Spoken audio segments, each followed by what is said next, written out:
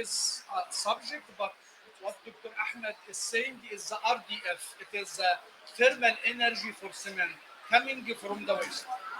I will explain this today. Yes, thank you.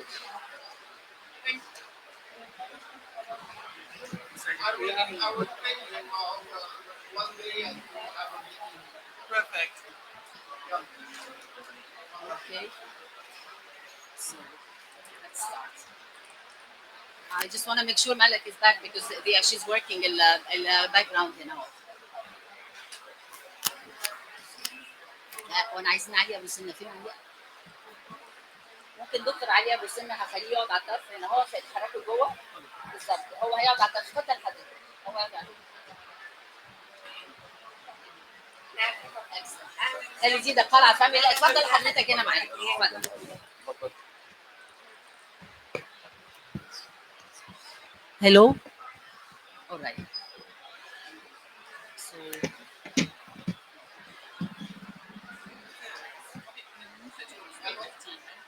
we'll start now. So I can get as much time as possible. Okay. I want to welcome everyone. Thank you so much for joining us today. I think we are all at COP27. We can see the developments. We can see that after 26 COPs, we're finally coming together to talk about action and implementation. As climate change continues to impact global economies, businesses, and communities across the world, accelerating the transition to a low carbon economy is more important than ever. It's very clear a global unified effort is needed. Meeting this challenge will require nothing less than transformative changes across our economy. According to Goldman Sachs, the Global Investment Research Group, estimating that 56 trillion in incremental infrastructure investment is needed to achieve the net zero carbon emissions by 2050. They also estimate that half of the decarbonization required is reliant on access to clean power generation, and that the decarbonization of transport, buildings, industry will all require a complex ecosystem of low carbon technologies, including energy storage, carbon capture, alongside the supply of clean power. There's also a significant challenge that is in many parts of the world, particularly in Africa and emerging markets, inexpensive, reliable, and clean energy, SDG 7, is not available at the scale that is required. It's clear we cannot build a future using the same formula that brought us here. This session will demonstrate the developmental role the private sector, as part of that holistic approach to trying to achieve the development required and change required, can play, and the power of bringing transformative green projects to life through the alignment of government vision, smart policy and regulations, green condition financing, and agile and pioneering private sector participation. We will showcase and demonstrate through several private sector companies the journey towards decarbonization and how it can be achieved. We will highlight how to integrate responsible climate action and ESG practices in doing business and for competitive advantage, making it a win-win formula for all. Allow me to welcome my guest speakers today. We have on our panel from the government, representing Dr. Yasmin Fouad, Minister of Environment and COP27 Climate Envoy of Egypt, Dr. Ali Abu Senna, Senior CEO of the Egyptian Environmental Affairs Agency and Minister of Environment Assistant for Projects. We have from EBRD, Ms. Heike Harmgaard, Managing Director, Southern and Eastern Mediterranean Region. Thank you for coming and joining us with all your busy schedule. And Dr. Ahmed Heikel and several representatives from the portfolio companies. Founder and Chairman of Qala Holdings, Dr. Ahmed Heikel, Taqa Arabiya CEO, Ms. Bakinem Kafafi, Ikaro CEO, Dr. Hisham Sharif, the Egyptian Refining Company representative, Ms. Alia Heikel, the Chief Financial Officer, and I'm happy 4 women. It's balanced. There is gender equality is achieved. SDG 5 is ticked off. And we also have from ASCOM, Mr. Mohammed Saeed, QHSE Manager at GlassRock Company. Dr. Ali Abu Senna, I'd like you to kick off for us and give us just a word about the Ministry of Environment and your vision of the role of the private sector, how we can collaborate towards achieving the climate action, the decarbonization that is required and that is needed.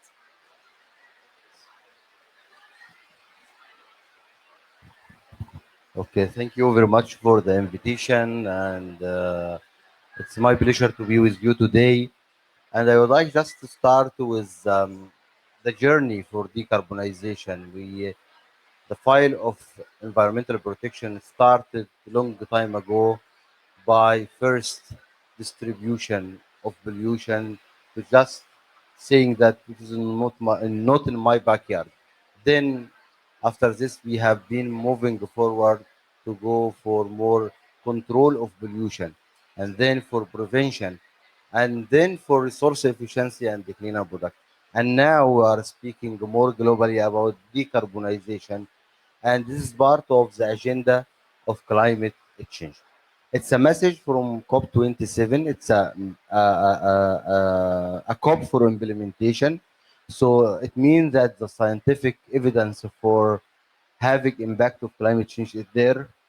There is no doubt about this. So the responsibility of government, the private sector, NGO, academia, to work together for this very critical challenge that we are all facing worldwide. So coming to the decarbonization issue, and this is the day of decarbonization and the role of the private sector. As we were discussing over the day, the decarbonization could be opportunity and for investment, and all statistics and economics for moving for decarbonization is much cheaper than treating the impact of the climate change. So indeed, it's very clear that the role of the industry and the role of the private sector is very crucial to really looking forward how to come to be more sustainable, how to meet the environmental requirement.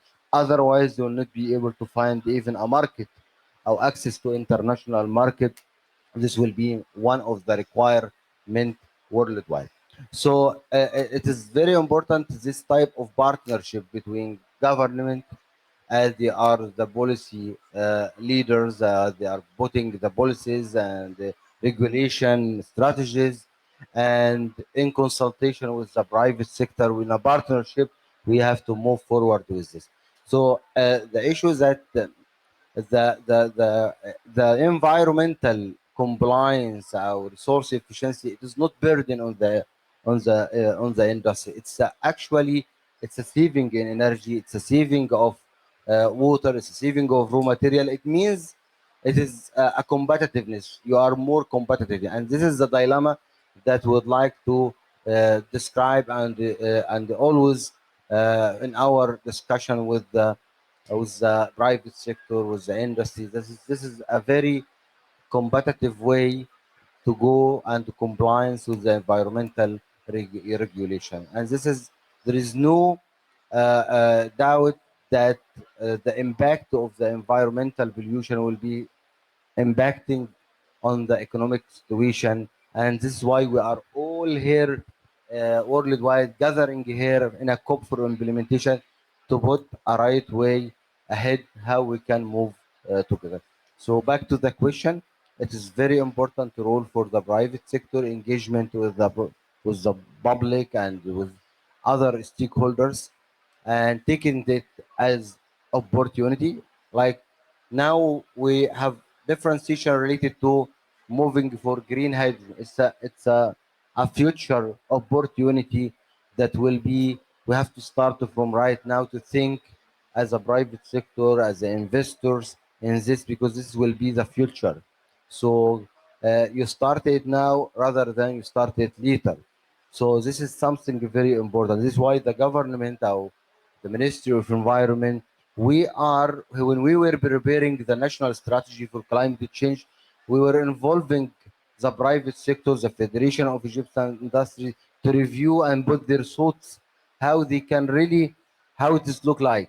And by the end, the national strategy of climate change ended up with 127 bankable projects that could be opportunities for private sector to think about in terms of using solar energy for desalination of water, in terms of other renewable energy application, moving to green hydrogen, So, and we moved actually this strategy to a business plan or investment plan.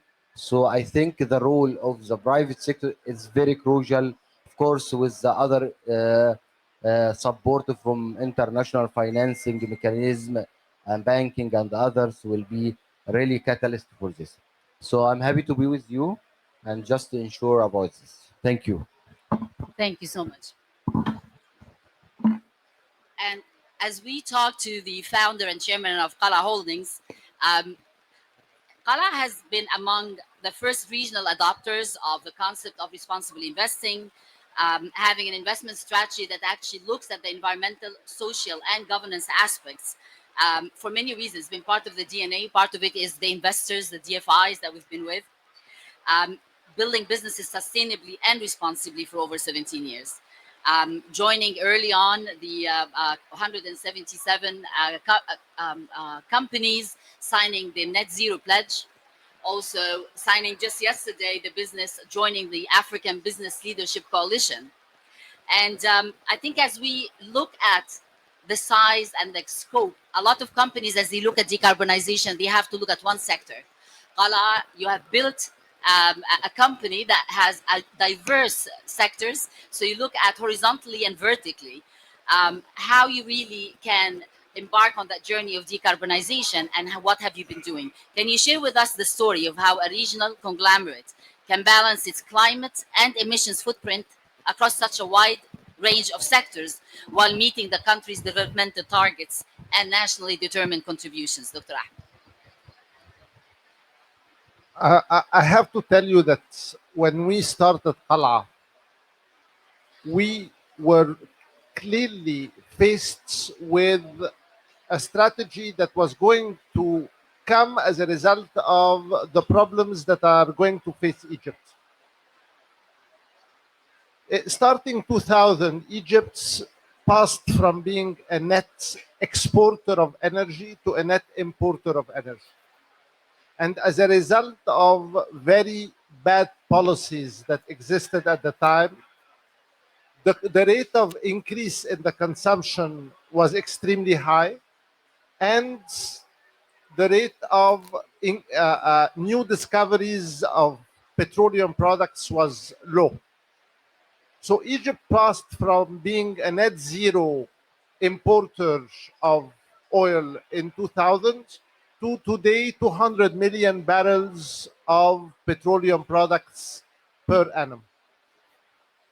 That automatically means that when oil prices go up, that causes a lot of problems for the current account, and it causes a lot of problems on the dollar, on the exchange rate.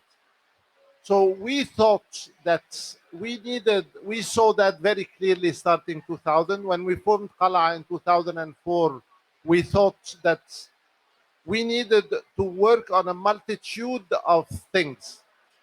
One is improve the efficiency of energy utilization in the Egyptian economy, and that is glass rock, which is insulation material that reduces the consumption of energy. Prior to that, Egypt did not have insulation. That is Nile River by way of transportation, because that on a per ton kilometer of transportation, you are reducing significantly the energy utilization. That meant that we needed to move to better utilization of energies. So changing, for example, from diesel to burn, to generate electricity, to natural gas to generate electricity. In some cases, solar power plants and renewables come into the mix. So there were a multitude of recycling of material, of circular economy, of a better efficient utilization of energy, better optimization of which energies in which places to do, like solar again. circular is taking the fuel oil that comes out and is burned in power plants and generates Euro 5 products out of them while observing the best environmental standards, etc. There is a lot of dogma that is taking place today regarding, is CAP about green or is CAP about reduction of emission? If it's reduction of emission, then I'm part of the solution, a big part of the solution. If it is green, then I am a small part of the solution.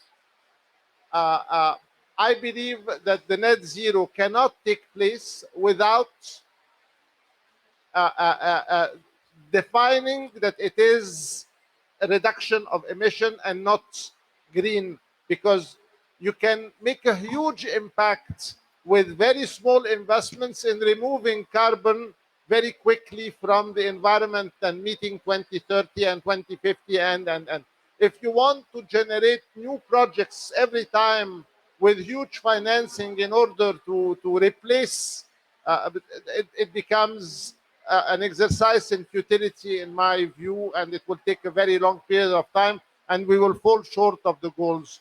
I want to give the opportunity for every one of my colleagues here to explain how they are part of the solution in reducing emissions. Yes, Heike, I want to no, first I want to. give, Yeah. give you. We're here. I mean, I think the theme that Kala has been using for all of its sessions during COP is talking about the importance of the power of the trio: the government regulations, the DFIs, and the green condition financing, and the private sector. So, COP27 in particular is an African COP where the voice is unified to highlight the special needs and circumstances of the African continent for a just pragmatic transition. And part of what you're hearing is we need it to be pragmatic transition that balances the historically low emissions of Africa with its developmental aspirations in order to alleviate all the food insecurity, energy insecurity, or and poverty, as well as achieve the United Nations Sustainable Development Goals. With an estimated funding gap volumes for climate action globally to be 2 to 3 trillion annually, it's unfair for the developing countries to carry the burden alone. However, EBRD has been one of the main DFIs that focuses on promoting private to private, green, sustainable energy projects, aiming at developing societies and providing better quality of life. How do you see the future of renewable markets, Egypt, and in the region? And what are some of the main steps EBRD is taking to expand this presence? Thank you. Thank you. And thank you for having me. And I just want to say to Dr. Ahmed, I think you're a large part of the solution, not a small part, because I think it is actually about the efforts of the private sector to grasp opportunities to reduce emissions across the industry and across the value chain. So I think you are a large part of the solution, not a small part. And then maybe I'm just super happy to be here on Decarbonization Day, because Decarbonization Day is really something that reaches across all the economy. And I think all parts of the economy can make a contribution to reduce emissions. And I think why we're here is also to make sure that this is a win-win situation for the private sector, the government, and that's why we are here to support de-risking and investing in long-term sustainable solutions, but also solutions that are scalable, solutions that make economic sense, and solutions that react. I think it's a great story how you became really focused on this because you saw that there's volatility in the market, that there are external shocks, and you want to be resilient as a private sector and want to continue doing your business. And I think that's also something where development banks come into the mix. And I'm only here for 2 years in Egypt, and one of really my first deals that I signed was actually the private to private Taka Arabia solar plant for Dina Farms. And I think this is exactly this circular part of the economy solution, reducing your emissions in whatever industry you are. People were thinking, is this agriculture, is that really the most important? You can reduce emissions dramatically in agriculture. You can replace so decarbonize through renewables, but also I always like this phrase that the first source of energy is efficiency. So you know, I mean, yes, we're all looking into accelerating more renewables, and I'm like the big fan of renewables. Buckingham is a bigger fan, but I think we all want to have more wind, more solar, and I think Egypt is a renewable superpower in this field. But the first source is really efficiency, and I think that's what we can also discuss. And it always sounds a bit less sexy that you think, oh, you know, you just, you know, you're insulating better, you're creating more efficient processes, you're looking from A to Z in your value chain. But ultimately, this is actually making a huge contribution also to the bottom line. And I think we're not here to, you know, we will never get there if we feel the green future is a subsidized future. The green future needs to be a future where economies can grow. So efficiency is actually one that has the fastest turnaround often in terms of green investment. So I feel Decarbonization Day is a good day where we open up the support that the private sector can do to decarbonize their own economies, but also with a view to grow, with a view to actually remain competitive globally, because they have actually a better bottom line, because they save energy costs, replace expensive energy with cheap solar energy. So I think my message as a bank is I'm very happy if companies look at the bottom line and want to reduce emissions also because they want to reduce costs, because only then it's sustainable. And so I hope that, you know, mobilizing private finance and of course some concessional finance if needed, we can really accelerate this transition through decarbonization, through efficiency, but also more renewables. And so I'm incredibly happy to be here and be a partner of this innovative group of people that have grasped this very early on. Thank you. Thank you so much. Can you please pass it on to Todd? So, as we start to go down the journey or the path of all examples of all the different companies in the portfolio of Qala Holdings, I want to start with Ms. Pakinan Kafefi. Taqa Arabiya has taken a huge leap in tailoring sustainable energy solutions at large scale, at small scale, a wide range of clients through private to private partnerships. Could you take us through the success story of such P2P partnerships and your net zero emission target strategy? Let me start with our. I will just request that each company please introduce what you do, because I don't think everyone is aware of the scope of Taqa services. Arabiya is the largest energy distribution private sector company in Egypt. We work in different sectors. We work in Taqa. We have Taqa Power, Taqa Gas, Taqa Water Desalination, Taqa Petroleum. We started the journey since 2006 when we acquired we had some acquisitions to companies that were using only diesel and HFO.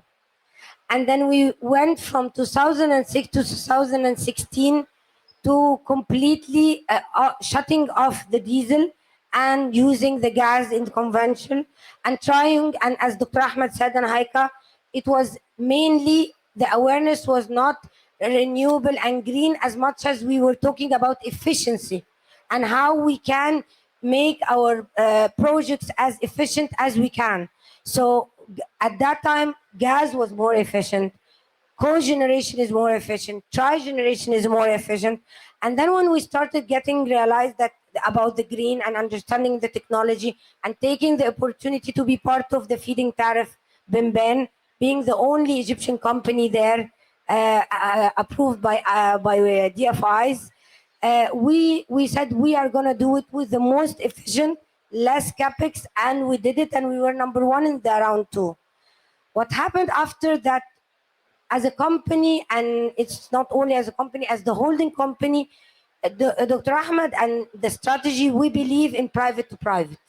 We believe that one day when it's fully liberalized, government has to concentrate in transmission, working as a guidance, as a monitoring, but it has to be private to private. But we're not going to wait for the phasing. We had to start. We had to be initiated. It helped us a lot that our holding company has a group of companies and he's a believer. Because believe it or not, it's not easy to explain to clients the climate. We are so happy that we have the COP27 in Egypt to start to have awareness. I have clients, I go to them and talk about the climate, and they say to me, the only green I know is dollars. How much you're saving me? And that's reality. We need we have a lot to do in order to make the awareness. But we succeeded to make almost like 40 or 50% increase in the last 2 years. We managed to decrease in here in Sharm el Sheikh 30% of the utilization of the grid. In Dina Farm, it was 18%. In Ascom, it's expected to be 16. And I'm happy to say that end of 2022, I'll have 100,000 ton of reducing CO2. And I hope I see it 2 million.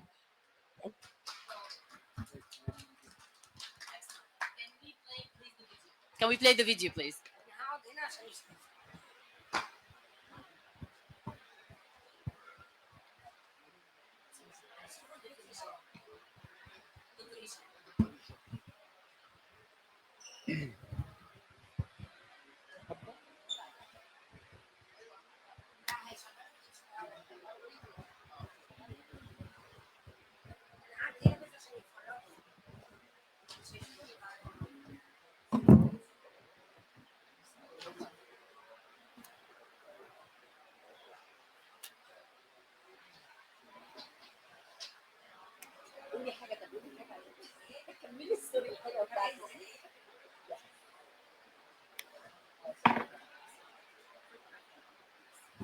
We'll see the video of Dina Farm and then we'll see the video of Bimban.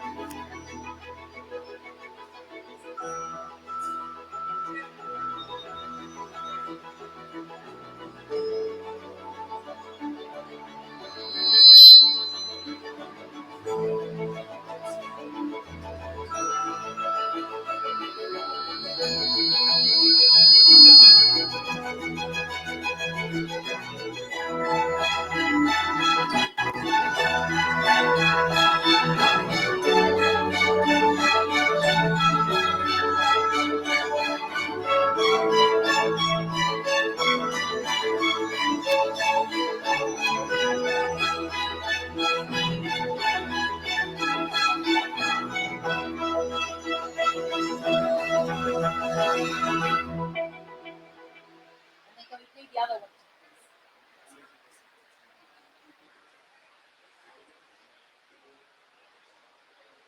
This is Aspen. This is Aspen.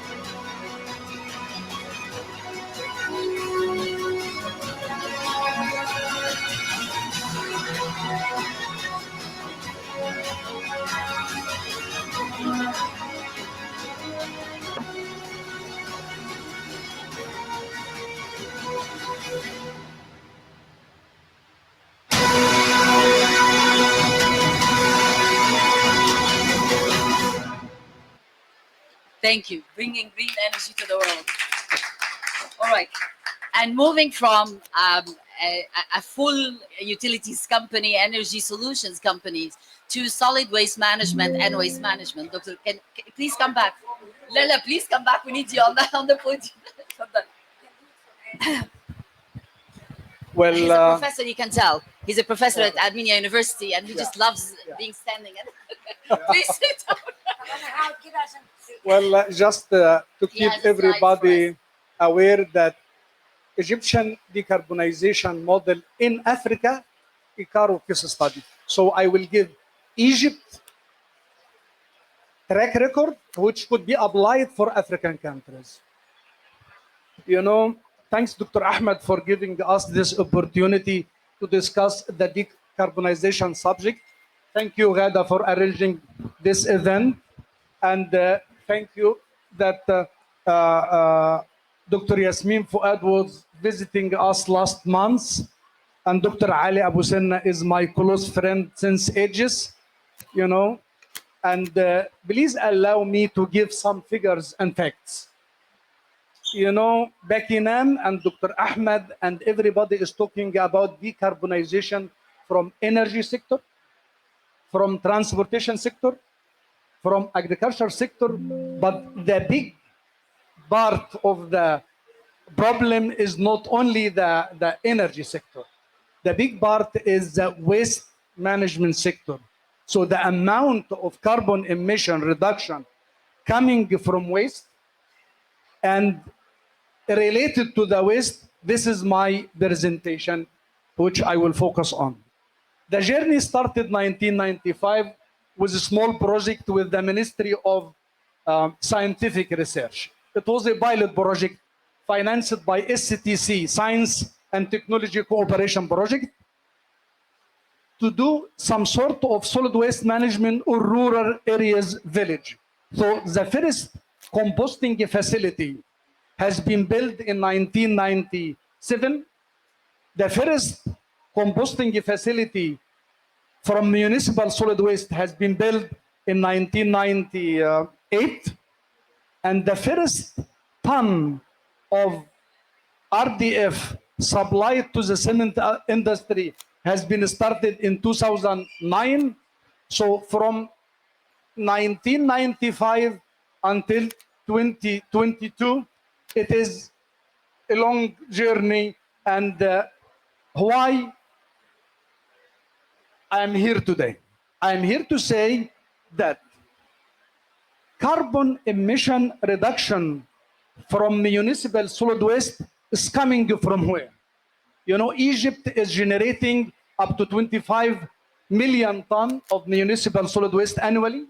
50% of that is organic residues.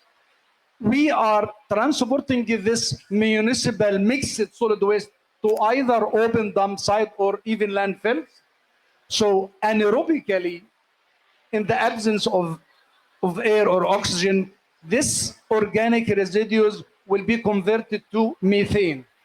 So each 1 ton of methane is equivalent to 21 ton of CO2.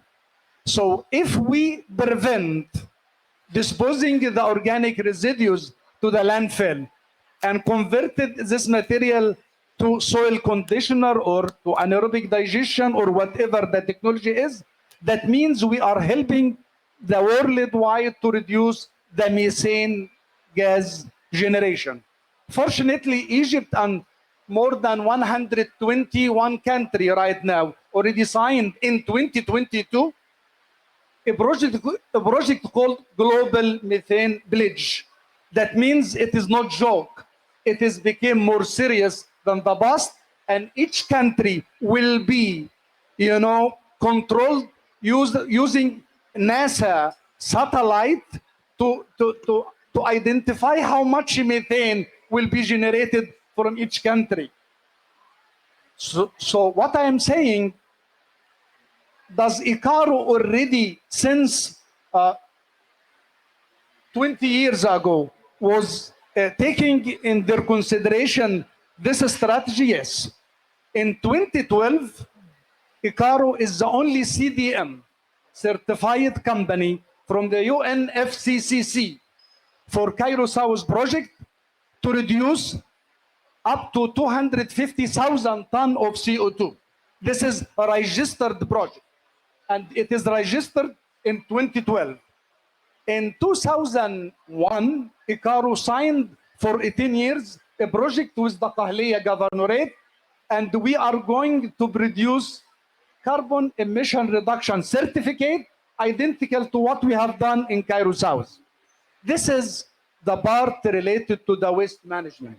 The other part is from this waste, we could produce from 15 to 20% of the waste a material called RDF. This RDF, you were asking me about the waste to energy. This is the waste to energy chapter. but you know, we do some technology called MBT, and thanks to EBRD, they are financing this year 4 projects, one in the Kahliya, 3 in Kafr Sheikh, and I heard that even in November they will finance another 4 projects for Gharbiya and for some other Delta Governorate, and hopefully we will continue, or we will share with you our 25 years experience in this regard. So the other part related to the carbon emission reduction from waste is the RDF. You know, the most heavy energy consuming energy is the cement industry in Egypt. What is the prevailing fuel? What are the prevailing fuel? The prevailing fuel used to be natural gas, fuel oil, but today they are relying mainly on coal and petcoke. So coal and petcoke are heavily generating CO2. Then Icaro since 2010 managed to supply RDF and BDF. RDF is the refuse derived fuel. It is solid fuel coming from solid waste. And BDF, it is biomass derived fuel. It is solid fuel coming from biomasses. And fortunately, we are today supplying a minimum of 300,000 tons of RDF and biomass. These are equivalent to 150,000 tons of coal and petcoke. Why? Because the net as received calorific value of the BDF and the RDF is more or less 50% in like the one in coal and petcoke. So by using the RDF, the cement sector could be applied for CDM project, clean development mechanism project, to reduce the carbon emission, not from the methane, but from the CO2. But without securing enough amount of RDF and BDF, the formula will never work. So the other part of the story is related to a sister company of Icaro called Integ. This is the technology provider chapter. Both companies operated, owned by the same management, and Dr. Ahmed Heikel since 2009 became the major shareholder in the 2 companies, and he is great believer. Although we lost a lot of money, why we lost money? Because we were entrepreneur. We were, you know, thinking of the subject before anybody else. Alhamdulillah, you are making a lot of money at this point in time. Well, just for your information, in Q1 2022, the price was 500 pound per ton. In Q3, the price became 1,500 Egyptian pound per ton. I finished, if you want. Thank you. Just in time. And I mean, thank you so much for being here. And the passion you have is incredible, and the patience you have. Now we move from solid waste management to sustainable cities and efficient buildings.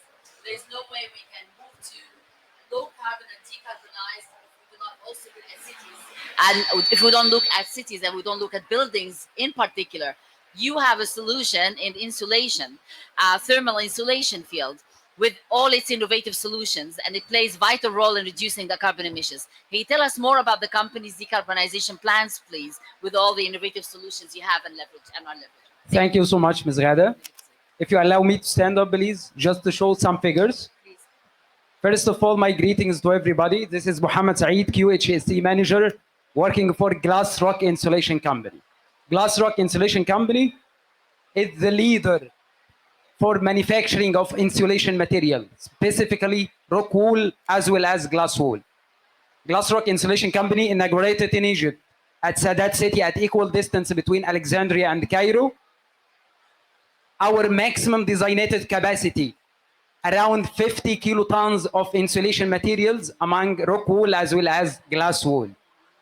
We are producing with maximum designed capacity for the rock wool around 30 kilotons annually, while for glass wool around 20 kilotons annually.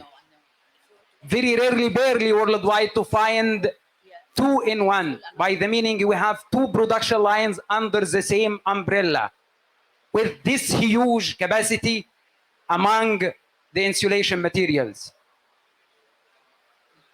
Actually, the literature and the academia introduce and define glass wool as well as rock wool industries as energy intensive industries. This is the dark side of the story. Looking at this table and this figure, it is evident that when we insulate the building and envelop the buildings and insulate the building equipment, there is a significant reduction in carbon dioxide emissions. How this happen? All of us know that physically, heat transfer takes place by conduction convection radiation. We are producing man-made vitreous fiber. Through the intersecting fibers of rock wool and the glass wool, they can entrap the hot air inside its pores, by the meaning that stagnant air thermal conductivity almost equal 0.025 watt per meter Kelvin. When rock wool and the glass wool entrap the hot air, the thermal conductivity of our products reach up to 0.03 watt per meter Kelvin, almost equal to the stagnant air. This means that our products have very low thermal conductivity, achieving a reduction in power up to 40%. Consequently, reduce the carbon dioxide emissions by these huge values showing in the green font. Next, please. Through our environmental management system as well as energy management system, as we members in Qal'a Holding who adopt the 17 Sustainable Development Goals, SDG. Consequently, we have established our environmental objectives and start our decarbonization operational matrix. Actually, we believe that decarbonization is not a destination. Decarbonization is a journey, not a destination, which is why we are working for a global vision, a global target, cascading to smarter or smart objectives. Those objectives including but not limited to carbon dioxide emissions reduction. Good news that by closing this year, to date, 22, we have reduced our carbon dioxide emissions by around minus 20% from the base year 2019. In the next slide, I will show how we do this. In our process, we support the circular economy. We are recycling around 80% from the broken glass, which is namely cullet. Cullet or glass is non-biodegradable, so the bacteria cannot degrade. So when we recycle up to 80% from the glass, we can reduce the energy. Consequently, we can reduce the carbon dioxide emissions by reduction in the power that purchased through our factories. Our conversion ratio that 1 meter cube of raw materials can produce up to 150 meter cube of mineral wool. This pie chart showing that the big cake of energy go for domestic buildings. We can provide the solution. When insulate your building, you can reduce the energy bill 40%, which means that we can reduce the carbon dioxide emission significantly. Next, our innovation toward the decarbonization. By start of this year, our R&D team produced friendly products, eco-friendly glass wool. It's our know-how, state of art, done and proud that this is the first green product produced by Egyptian know-how. Contains no formalin or formaldehyde, no phenol, 100% eco-friendly.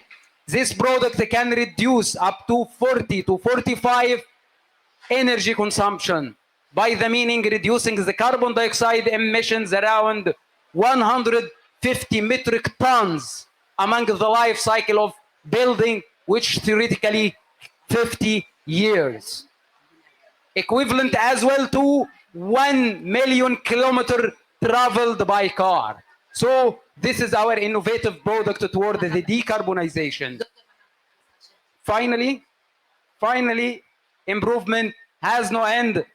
We feel so proud that we working as a members in Qala Holding toward the sustainability and supporting sustainable development goal. Thank you so much.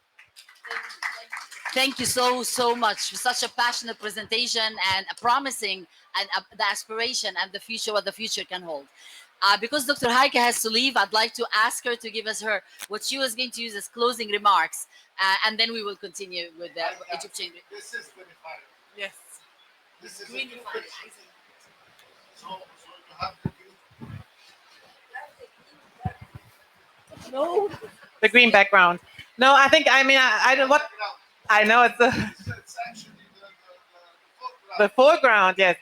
No, I think so. I don't have much to add to the passion in this room, but what I wanted to say is that you can see through the breadth of the industrial solutions that the private sector can provide, from energy to waste to building installations and efficiency, that really the private sector can make a huge contribution to decarbonizing the economy. And I think I fully agree that this is a journey that we're all on together. It's not an end goal, but it's a journey we're all on together. But I cannot highlight enough the importance of the private sector to not just go on this journey reluctantly, but what we see here is to lead on this journey. And I think that's sort of the message, that if you lead on this journey, you really will make breakthrough innovations. And there's no sector where you cannot make huge improvements in the amount of energy you save and in the amount of carbon emissions you can reduce. And I'm personally, as EBRD, we're incredibly proud and happy to be partnering with such an innovative group. And I think I'm glad to be here on Decarbonization Day, and there couldn't be a bigger role for the private sector than what we have seen today. Thank you so much. Thank you. Thank you, Heike. Thank you. Thank you so much. Thank you. Oh, please take one of you. This is one for you. And one for me. Okay. The group photo before you all. Let's do the group photo and then go back to the Egyptian refining company. All right?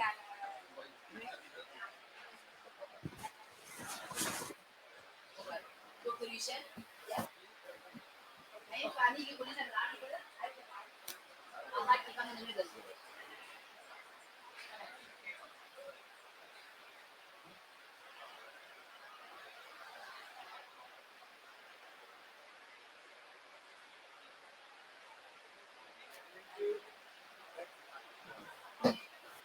شكرا جدا حضرتك.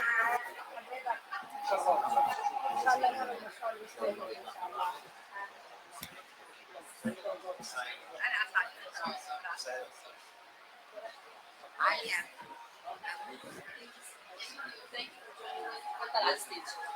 All right, I don't want to end this session without really the most important. I mean, there's so much controversy always about when you have a range of solutions in energy and all the needs that we have in Africa to do a just and pragmatic transition, as we all talk.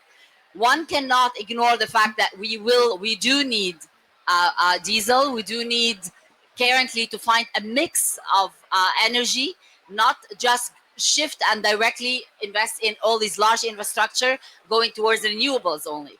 So I'd like to actually speak with Ms. Alia Hakel and have her take us through how the Egyptian Refining Company, which is, I think, one of the big projects, the largest investment by far by Qara Holdings, 4.4 billion US dollars. If you can tell us how it was built, but how it has not only developed and built a state-of-the-art, environmentally friendly refinery, but the company has also pioneered in decarbonizing this second stage refinery by conducting its first GHG inventory assessment and target setting as the first company in oil and gas sector to conduct such a study. Could you please take us through this milestone and the journey?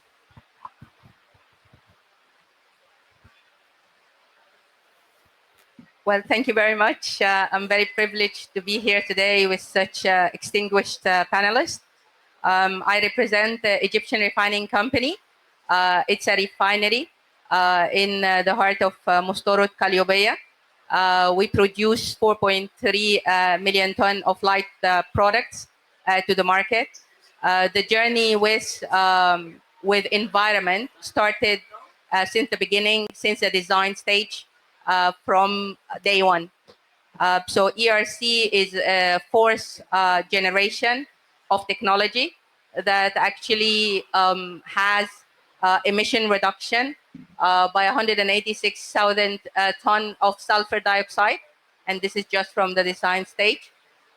We've also have a comprehensive environmental management plan, starting from the ambient air quality to the soil and underground water remediation, to actually a comprehensive waste management program. So this is the comprehensive environmental plan that ERC had. Last year, ERC started to have an initiative and an objective about greenhouse gases. So the objective was to have an integrated management system for greenhouse gases. The objective was to have capacity buildings in our staff to be able to calculate the greenhouse gases themselves and to get their buy-in to have the report. We actually went through 4 phases for this GHG report, starting from the assessment of the ERC operation, and then going into calculation methodology, and then collecting data, and then producing the report. We have produced the report earlier this year, and it is, as Ghada mentioned, the first greenhouse gases report in the oil and gas industry. And the report has showed us certain potential reduction opportunities, one of which ERC is currently embarking on is the zero flaring project. What we will do is we actually will recover gases like LPG, methane, and sulfur dioxide, and we will repurpose or reuse it again as feedstock into our process units. That will increase that will reduce the emission to the environment. ERC has been always committed to transparency. We are accountable to the reduction of emissions, and we will continue our journey. Thank you very much. Thank you so much.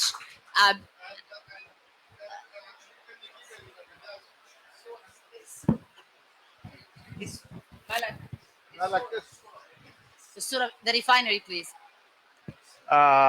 ودي الجنينه بتاعتي. ودي جنينه حقيقيه، دي مش جنينه هجس. خلاص، دي جنينه حقيقيه ودي صوره حقيقيه ما هياش فيها فوتوشوب يعني. So I actually thank you, Dr. Ahmed. I mean, now that we've listened to all of these milestones, and truly it is a journey, we will get there one day, but I think the most important thing is the amount of effort and the innovation that is happening. And what I would like, I mean, we saw the impact of bringing in the trio, the power of the trio Dr. Ahmed always talks about. When we have a strong believer, the DFI that is doing green condition financing, that is supporting that transition, that is providing the capacity needed, the financial capacity needed to try to really do these private to private projects. We have every single company in every sector. It is a challenge, it's not easy, but you really lead by example. And if you start early, you can reap the benefits. I'd like to have some remarks, closing remarks from everyone on the table. Closing, ending with Dr. Ahmed as he's giving you.